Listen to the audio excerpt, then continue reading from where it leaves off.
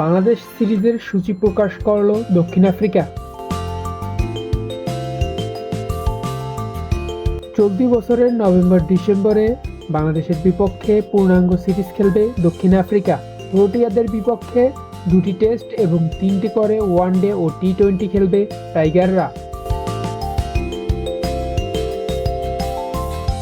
আসন্ন এই সিরিজের সূচি প্রকাশ করেছে দক্ষিণ আফ্রিকা ক্রিকেট বোর্ড।